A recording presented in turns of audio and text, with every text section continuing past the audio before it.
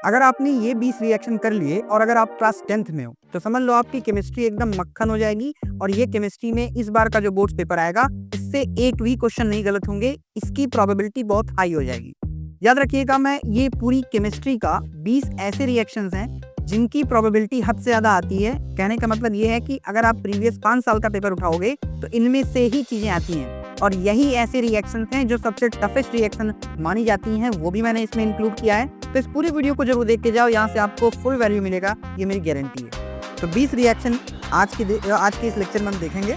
पहला हमारा सबसे बेसिक रिएक्शन से हम स्टार्ट करेंगे, फिर हम धीरे धीरे हार्ड पे जाएंगे और सारे जाएंगे।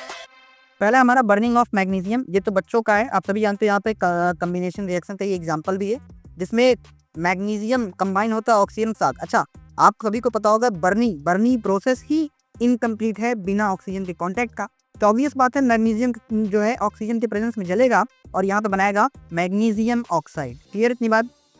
अब ये बना कैसे वो जान लेते हैं, जरा सा कुछ बेसिक चीजें भी जान लेते हैं। मैग्नीशियम कैसे बना, आइए उसको देख लेते हैं हल्का सा, फिर आगे बढ़ते हैं। देखिए होता क्या है, मैग्नीशियम पे होता है +2 का चार्ज और ऑक्सीजन पे होता है -2 का चार्ज। आप सभी को पता है अपोजिट और इक्वल चार्ज एक दूसरे से कट जाते हैं, तो होगा क्या, तो यहाँ पे हमें MgO का फॉर्मेशन दिखता है। ठीक है, बैलेंस करने के लिए हमने यहाँ पे 2 लगा दिया, बैलेंसिंग तो अपार्ट है। देन इसके बारे में यहाँ पे क्या बातें हैं, करा कि ये कम्बिनेशन टाइप की रिएक्शन है। कॉन्सेप्ट क्या है कि मैग्नीशियम जो है रिएक्ट करती है ऑक्सीजन के साथ ताकि वो मैग्नीशियम ऑक्साइड बन सके, जो कि व्हाइट कलर का एक पाउडर बनाएगा, यानी कि व्हाइट ऐश, व्हाइट कलर का एक पाउडर यहाँ पे प्रोड्यूस होगा। ठीक है, बोर्ड में क्या फोकस करना है इस चीज पे, आपको आइडेंटिफाई करना आना चाहिए कि रिएक्शन किस टाइप की है। जैसे कि ये रिएक्शन हमने बताया कि कम्बिनेशन है, तो आपको आना चाहिए कि why is it combination reaction, आखिर ये कम्बिनेशन रिएक्शन क्यों है। क्योंकि देखो ना, 2 एलिमेंट कंबाइन होकर एक कंपाउंड बना रहा है, एक एलिमेंट मैग्नीशियम है, एक ऑक्सीजन है, दोनों कंबाइन होकर MgO यानी कि कंपाउंड बना रहे हैं, और यही तो कैरेक्टरिस्टिक फीचर है किसका, कम्बिनेशन रिएक्शन का। ठीक है, देन नेक्स्ट हमारा सेकंड रिएक्शन है कि फॉर्मेशन ऑफ स्लेट लाइम। अगर आप जरा सा रुक के देखोगे, ये स्लेट लाइम हम बना रहे हैं, स्लेट लाइम को हम लोग क्या बोलते हैं। अच्छा, स्लेट लाइम किससे बनता है, एक चीज देख लेते हैं। ये जो स्लेट लाइम है, आप समझो, अगर ये स्लेट लाइम बना है तो ये जो CaO है ये हमारा क्या है, ये हमारा क्विक लाइम है, ये हमारा क्विक लाइम है। ठीक है, अब एक बात और जाननी है, जब क्विक लाइम, ये ऐसे समझो, ये क्विक लाइम कुछ और नहीं बल्कि चूना है। ठीक है, जिससे हम दीवार पोतेंगे। इसमें हमने पानी डाल दिया तो एक स्लरी बन गया, और ये स्लरी जो है हम दीवार पे इसी से व्हाइट वॉशिंग करते हैं, और इसी स्लरी को बोलते हैं हम लोग कैल्शियम हाइड्रोक्साइड। अब इसको भी देख लेते हैं कि आखिर ये बना कैसे है। देखो ऑब्वियस बात है कि कैल्शियम जो होता है, कैल्शियम यानी कि CaO, ठीक है, कैल्शियम पे होता है +2 का चार्ज, ऑक्सीजन पे होता है -2 का चार्ज, और H2O जो होता है, H2O टूटता है कैसे, H2O जब टूटता है तो H+ और OH नेगेटिव में टूट जाता है, तो होगा क्या, इस पॉजिटिव वाले को, मैं इसका कलर चेंज कर रहा हूँ, ये पॉजिटिव कैल्शियम कौन किसको अट्रैक्ट करेगा, नेगेटिव वाले को। मतलब कि कैल्शियम किस पे अटैक किया, कैल्शियम अट्रैक्ट करेगा इसको, OH को, कैल्शियम यहाँ पे। ठीक है, और जो H है, H जो किसको अटैक करेगा, ऑक्सीजन पे। तो यहाँ पे देखो ना, Ca, आपको पता होगा कि कैल्शियम पे है +2 चार्ज और OH पे है -1 का चार्ज। आप सभी को पता होना चाहिए कि इसका चार्ज इसके पैर पे आता है और इसका चार्ज इसके पाँव पे आता है, तो होगा क्या, अच्छा यहाँ पे साइन नहीं आता, बस इनका मैग्नीट्यूड आएगा, यानी कि कैल्शियम पे इसका चार्ज आएगा तो 1, और ऑक्सीजन यानी कि OH पे, OH का होल है तो OH का होल यहाँ पे 2 आ गया। अब कैल्शियम हमें पता ही है कि यहाँ पे 1 है, तो 1 लगाने की जरूरत ही नहीं है, तो ये कंपाउंड बन गया हमारा CaOH का होल ट्वाइस। तो ये कंपाउंड इस तरीके से बना है। होप से आपको इतनी बातें क्लियर ही होंगी। देन ये कम्बिनेशन रिएक्शन ये भी है, और ये एक्सोथर्मिक है। एक्सोथर्मिक क्या होता है, ऐसी रिएक्शन जिसमें हीट निकलती है, इवॉल्व होती है। देखो यहाँ पे डेल्टा हमने साइन लगाया, केमिस्ट्री में डेल्टा का मतलब होता है कि यहाँ पे हीट, सिग्निफिकेंट हीट रिलीज हो रही है। ठीक है, कॉन्सेप्ट क्या है, यहाँ पे क्विक लाइम जो होता है वो रिएक्ट करता है वाटर के साथ और रिलीज करेगा हीट। इस बात को याद रखिए, कॉन्सेप्ट है।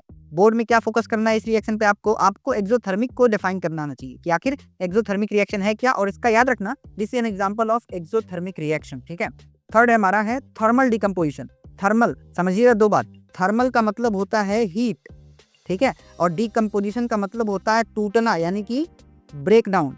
डिकम्पोजिशन का मतलब क्या होता है, टूटना यानी ब्रेक डाउन ऑफ लाइमस्टोन। ठीक है, लाइमस्टोन किसको बोलते हैं, लाइमस्टोन हम बोलते हैं कैल्शियम कार्बोनेट को। लाइमस्टोन हम किसको बोलते हैं, कैल्शियम कार्बोनेट यानी CaCO3। CaCO3 को जब आप हिट करते हैं तो याद रखना, कभी भी याद रखना, जब भी कभी रिएक्टेंट में आपको कार्बोनेट दिख जाए तो आंख बंद करके सबसे पहले आप क्या निकाल देना, सबसे पहले आप यहाँ पे CO2 रिलीज कर दो।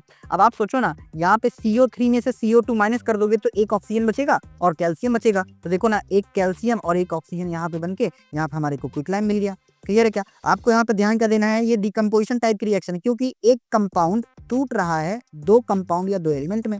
ठीक है, कॉन्सेप्ट क्या है कि लाइमस्टोन ब्रेक होता है क्विक लाइम और CO2 में जब इसे गर्म किया जाता है। और फोकस क्या करना है बोर्ड के यहाँ पे कि यूज्ड इन सीमेंट मैन्युफैक्चरिंग, मतलब कहने का मतलब इसका काम, इसका यूज कहाँ होता है, इसका यूज कहाँ होता है, एप्लीकेशन बेस्ड क्वेश्चन यहाँ पे बन जाता है इससे। ठीक है, देन हमारा फोर्थ रिएक्शन है इलेक्ट्रोलाइटिक डिकम्पोजिशन। इलेक्ट्रोलाइटिक मतलब होता है कि इलेक्ट्रिसिटी के प्रेजेंस में डिकम्पोजिशन, मतलब हमने अभी बताया था कि तोड़ दिया जाना, मतलब बिजली के मौजूदगी में किसी चीज को तोड़ दिया जाए, उसी को हम लोग बोलते हैं इलेक्ट्रोलाइटिक डिकम्पोजिशन। लेकिन यहाँ डिकम्पोजिशन भी किसका कर रहे हैं वो भी दे रखा है, किसका, वाटर का तोड़ रहे हैं, वाटर तोड़ रहे हैं। तो देखो ना, H2O को इलेक्ट्रिसिटी के प्रेजेंस में हम तोड़ेंगे तो यहाँ पे हमें हाइड्रोजन और ऑक्सीजन दोनों स्प्लिटेड फॉर्म में दिख जाएगा।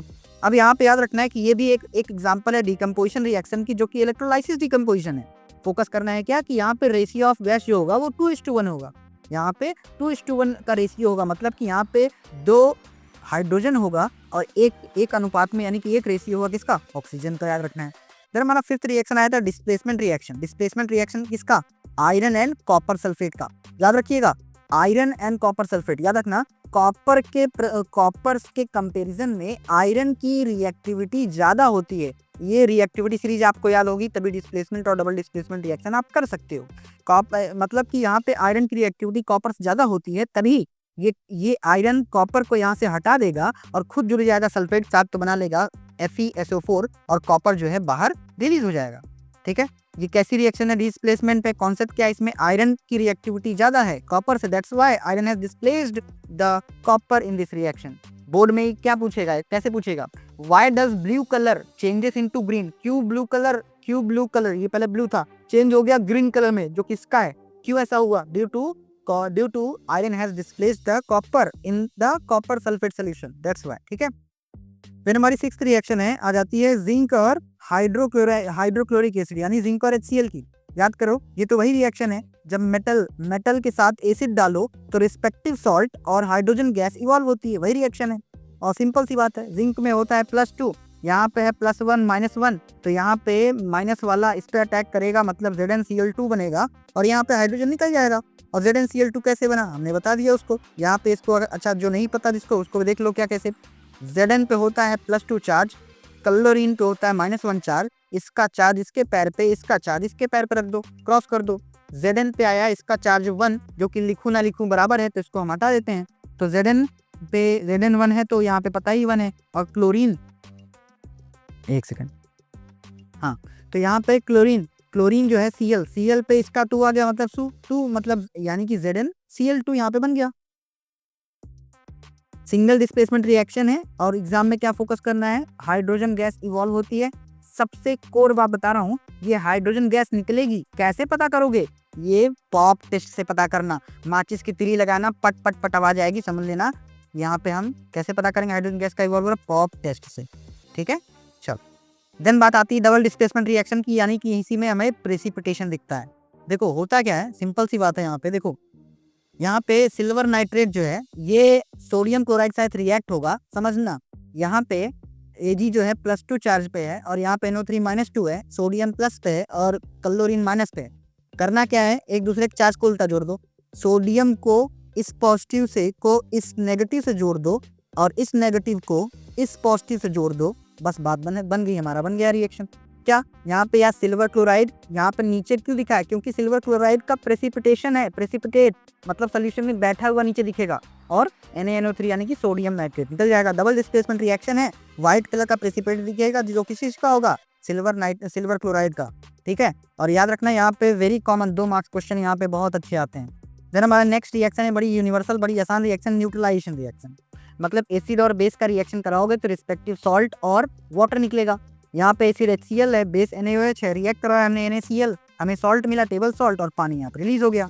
न्यूट्रलाइजेशन रिएक्शन है, कंसेप्ट क्या कहता है कि जब भी एसिड और बेस की रिएक्शन होती है सॉल्ट और वाटर निकलता है, वही यहाँ पे निकाला है। याद रखना ये बहुत फ्रीक्वेंट रिएक्शन है जो हर बार पूछी जाती है, तो इसको डबल स्टार और डबल हैशटैग लगा के मार्क करो, ये आना तय है।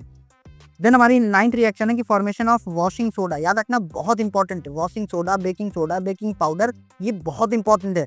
फॉर्मेशन ऑफ वॉशिंग सोडा का फॉर्मेशन देखो होता तो 13 स्टेप्स है, लेकिन मेन हम देखेंगे Na2CO3, यानी कि यहाँ पे सोडियम कार्बोनेट की रिएक्शन जब होती है 10 वाटर मॉलिक्यूल के साथ, तो होगा क्या, Na2CO3.10H2O। अब बात जानने वाली सबसे इंपॉर्टेंट यहाँ पे क्या है, सबसे इंपॉर्टेंट बात जाननी है कि ये जो 10H2O है, ये 10H2O क्या ये पानी है? तो याद रखिएगा ये पानी नहीं है, दरअसल ये है स्पेशल पानी, इसको बोलते हैं वाटर ऑफ क्रिस्टलाइजेशन। ये है वाटर ऑफ क्रिस्टलाइजेशन, ठीक है, ये क्रिस्टल वाटर है, ध्यान रखना। कंसेप्ट यहाँ पे क्या हुआ है कि क्रिस्टलाइजेशन है, और बोर्ड क्या फोकस करता है इस पे कि chemical formula of washing soda पूछा जाता है, ध्यान रखना। देन हमारा नेक्स्ट रिएक्शन है formation of plaster of Paris. Plaster of Paris कैसे बनता है वो ध्यान में, याद रखना। प्लास्टर ऑफ पेरिस हमेशा बनता है जिप्सम से, जिप्सम का फॉर्मूला रट लेना, जिप्सम का फॉर्मूला होता है CaSO4.2H2O, इसको बोलते हैं जिप्सम। जिप्सम को जब हम 373 केल्विन पे गर्म करते हैं तो ये बनता है CaSO4.12H2O, और यही हमारा प्लास्टर ऑफ पेरिस का फॉर्मूला, और साथ ही साथ 3/2 वाटर भी रिलीज होता है, ठीक है। और कंसेप्ट क्या है कि heating gypsum to form POP, और ये बहुत इंपॉर्टेंट 3 मार्क्स में 3 मार्क का क्वेश्चन नहीं है, हमेशा आते हैं और ये बहुत इंपॉर्टेंट भी है, ठीक है। देन हम बात करते हैं रस्टिंग ऑफ आयरन की। रस्टिंग ऑफ आयरन की बात करें, सिंपल सी बात है, जब खुला लोहा ऑक्सीजन के संपर्क में आए और उसमें नमी यानी कि वाटर मिल जाए तो बनाता है FeOH का होल थ्राइस। याद रखना क्यों होल थ्राइस मैंने बोला ये 3, क्योंकि ये 3 है आयरन पे +3 चार्ज है। याद रखिएगा आयरन +3 में मोस्ट स्टेबल होता है, मोस्ट स्टेबल, और याद रखना +3 वाले चार्ज के आयरन को हम लोग बोलते हैं फेरिक। लास्ट में अगर इक लगे तो समझना वो अपने हाईएस्ट ऑक्सीडेशन स्टेट में है, वो स्टेबल है, ठीक है। अगर यहीं पे अफ होता तो अपने लोवेस्ट मतलब कि ऑक्सीडेशन स्टेट में, ठीक है। तो यहाँ पे दिया भी है रस्ट इज हाइड्रेटेड आयरन 3 मतलब यही है +3, ठीक है। और यहाँ पे बोर्ड क्या फोकस करता है, कंडीशन ऑफ रस्टिंग में कौन कौन सी कंडीशन जरूरी है। देन हम बात करते हैं कोरोजन ऑफ कॉपर की। कॉपर में कोरोजन का मतलब होता है कि टूटना या फिर ऊपर की सरफेस का उड़ जाना, खत्म होना, डिसइंटीग्रेट होना, उसी को हम कहते हैं कोरोजन। यहाँ पे कॉपर होगा, उसमें थोड़ी सी नमी मतलब पानी, और वो CO2 कार्बन डाइऑक्साइड और ऑक्सीजन के प्रेजेंस में आएगा तो बनेगा क्या, कॉपर हाइड्रोक्साइड, CuH का होल ट्वाइस, और कॉपर कार्बोनेट, ठीक है। कंसेप्ट क्या है कि ग्रीन कलर की कोटिंग बनेगी, बेसिक कॉपर कार्बोनेट जो है यहाँ पे मिलेगा हमें। देन हम आप बात करते हैं रोस्टिंग ऑफ जिंक सल्फाइड। याद रखना जिंक सल्फाइड का रोस्टिंग, जिंक सल्फाइड है यहाँ पे, जिसमें हमने क्या किया, जो ऑक्सीजन के संपर्क में आएगा बनेगा जिंक ऑक्साइड, और ये डाइसल्फाइड जो है रिलीज हो जाएगा। कंसेप्ट क्या है कि हीटिंग सल्फाइड और सल्फाइड के ओर को हीट करने पे किसके प्रेजेंस में करना है, नहीं है ऑक्सीजन के प्रेजेंस में करना है, और वही प्रोसेस कहलाता है हमारा रोस्टिंग, ठीक है। देन हमारा 14th टाइप की reaction reduction of zinc oxide. Zinc oxide को रिड्यूस करना है, रिडक्शन कैसे कर सकते हैं, या तो ऑक्सीजन रिमूव कर दो रिडक्शन होगा, या तो हाइड्रोजन ऐड कर दो रिडक्शन होगा। तो यहाँ पे क्या हो रहा है, देखो जिंक के साथ में ऑक्सीजन है, जिंक के पास में ऑक्सीजन है, बाद में देखो जिंक अकेला है, ऑक्सीजन छोड़ के चला गया, मतलब यहाँ पे जिंक मतलब ऑक्सीजन रिमूव हो गया, हाँ, और ऑक्सीजन का रिमूव होना ही तो कहलाता है रिडक्शन, तो वही तो हो रहा है यहाँ पे, रिडक्शन ऑफ किसका, जिंक ऑक्साइड का रिडक्शन हो गया। कंसेप्ट क्या है, कार्बन रिड्यूसेस मेटल ऑक्साइड के साथ, ठीक है। ये हमारा 15th रिएक्शन है मीथेन का कंबक्शन, मतलब मीथेन का जलना। मीथेन यानी CH4, ऑक्सीजन के प्रेजेंस में कोई चीज जलेगा, ऑक्सीजन रिलीज करेगा और कुछ अमाउंट में जल यानी कि पानी निकल जाएगा। टाइप है ये कंबक्शन रिएक्शन, एक्सोथर्मिक होता है, तभी तो यार हम उपले क्या करते हैं, उसमें भी तो मिथेनोजेंस बैक्टीरिया होते हैं जो उसे मीथेन बनाते हैं ताकि वो जल सके, गोबर गैस का हम यूज कर सकें।